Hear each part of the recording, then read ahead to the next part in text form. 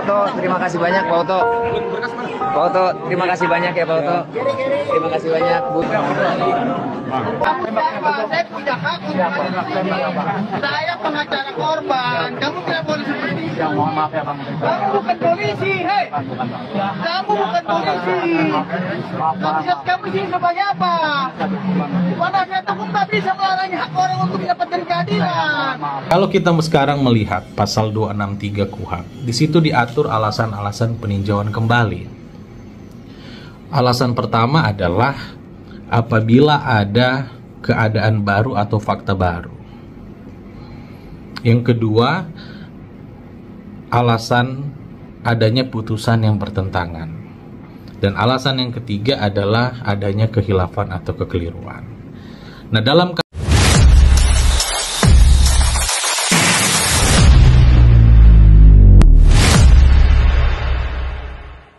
Baik teman-teman, jadi dalam video ini saya akan memberikan sedikit pendapat apakah mungkin Majelis PK itu membebaskan 6 terpidana dalam kasus Vina, ya. Jawabannya adalah sangat mungkin dan sangat bisa. Sebelum saya masuk kepada penjelasannya, saya mau ingatkan dulu bahwa lembaga peninjauan kembali ini itu lahir tidak bisa dilepaskan dari adanya kasus Sengkon dan Karta. Sengkon dan Karta ini dua orang yang dituduh melakukan tindak pidana, padahal mereka tidak melakukan, mereka korban salah tangkap, dan pada akhirnya dibebaskan di tingkat peninjauan kembali. Nah, kalau kita melihat bahwa dalam putusan Mahkamah Konstitusi nomor 34 tahun 2013, di situ jelas bahwa upaya hukum luar biasa atau peninjauan kembali ini itu bertujuan untuk menemukan keadilan dan kebenaran material, ya. Jadi yang dicari adalah benar-benar keadilan dan kebenarannya. Kalau kita lihat juga dalam konteks peradilan pidana, kita tahu bahwa ada yang namanya proses upaya hukum banding, kasasi, ya, termasuk upaya hukum luar biasa peninjauan kembali. Asumsi hukum di balik proses-proses itu adalah adanya anggapan bahwa sangat mungkin, ya, memang sangat mungkin pengadilan itu keliru, bisa keliru gitu. Makanya ada tingkatan-tingkatan yang lebih tinggi untuk mengoreksi putusan-putusan sebelumnya, ya. Jadi peninjauan kembali ini jangan dilihat sebagai sesuatu yang tidak penting gitu. Ini justru sangat penting untuk memperbaiki bila ada yang keliru. PK ini sangat penting dan harus didukung karena tujuannya untuk menemukan keadilan dan kebenaran, yang mana keadilan dan kebenaran itu adalah merupakan tujuan bersama seluruh penegak hukum, ya. Nah, kalau kita sekarang melihat pasal 263 KUHP, di situ diatur alasan-alasan peninjauan kembali. Alasan pertama adalah apabila ada keadaan baru atau fakta baru. Yang kedua, alasan adanya putusan yang bertentangan. Dan alasan yang ketiga adalah adanya khilafan atau kekeliruan. Nah, dalam kasus Vina ini, saya melihat ada dua alasan hukum yang kuat.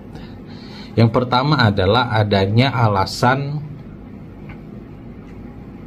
keadaan atau fakta baru, atau biasa disebut novum. Novum ini orang juga suka keliru karena dianggap novum ini artinya bukti baru, padahal tidak. Novum itu artinya adalah keadaan baru atau fakta baru. Asal kata novum itu dari bahasa Latin, itu noviter perventa, ya, artinya keadaan baru atau fakta baru. Jadi bukan bukti baru, ya.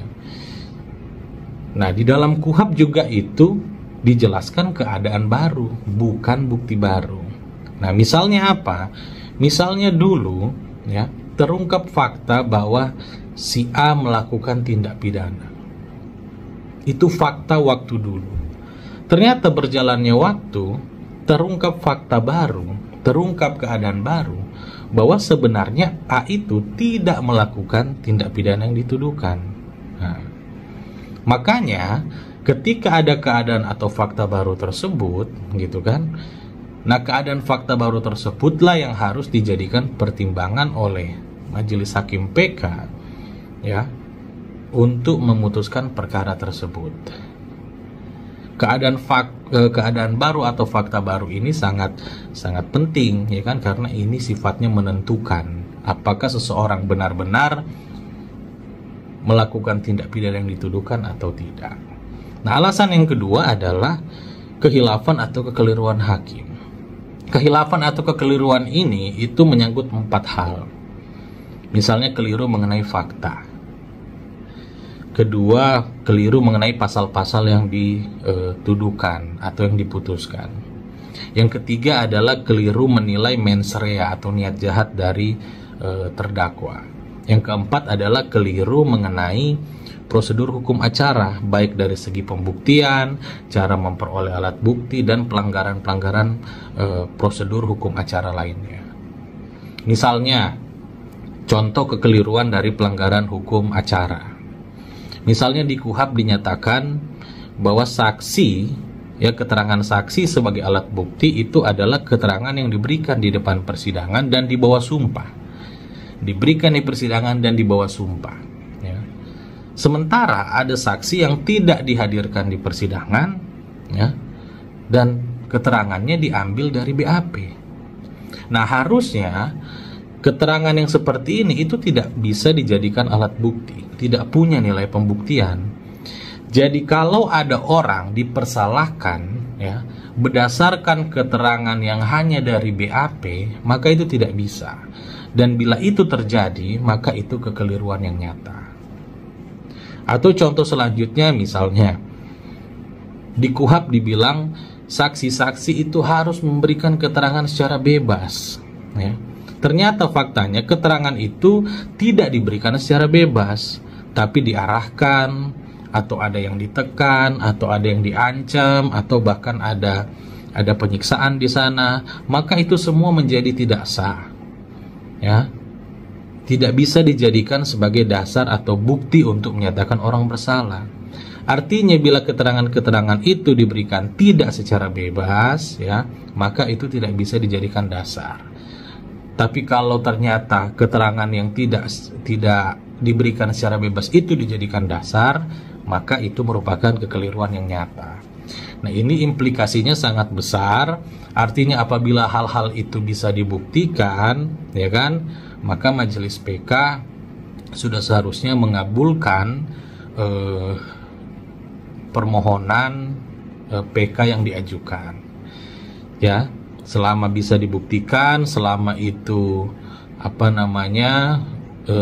keadaan baru itu ada, fakta baru itu ada, kehilafan itu ada, maka sangatlah beralasan apabila Majelis PK mengabulkan peninjauan kembali yang diajukan.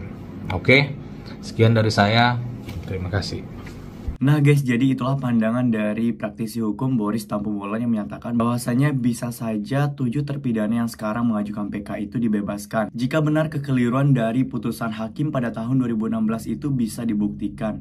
Maka bisa saja 7 terpidana ini dibebaskan. Karena dari beberapa alasan yang disampaikan oleh Boris Tampu-Bolon ini, ketika seorang saksi tidak dihadirkan dalam persidangan seperti halnya AF yang pada tahun 2016 lalu tidak menghadiri sidang, otomatis keterangan diberikan oleh AF ini bisa dianggap keliru. Karena untuk memberikan sebuah kesaksian, seorang saksi harusnya datang langsung di persidangan dan dibawa sumpah tanpa ada tekanan dari pihak manapun. Maka dari itu, tentu PK dari 7 terpidana ini dapat dipertimbangkan lagi oleh Majelis Hakim PK. Bisa saja pengajuan dari kebebasan 7 terpidana ini dikabulkan. Nah, di sini kita semua berdoa semoga benar keadilan untuk 7 terpidana ini bisa ditegakkan. Dan semoga semua pihak yang harusnya bertanggung jawab dalam kasus ini bisa segera diadili. Guys, jadi menurut Boris Tampu-Bolon ini ada beberapa alasan untuk bisa mengajukan PK kembali. Namun dalam kasus Vina Cirebon ini menurut Boris Tampu-Bolon ada 2 hal yang harus ditinjau kembali. Yang pertama adalah jika memang ada novum atau keadaan baru atau itu fakta baru. Kedua, saksi harus memberikan keterangan secara bebas tanpa ada paksaan atau ancaman dari pihak-pihak tertentu. Jadi karena beberapa alasan tersebutlah kenapa 7 terpidana tersebut bisa mengajukan PK kembali. Dan harapannya semoga kalau memang 7 terpidana tersebut tidak bersalah, semoga bisa dibebaskan.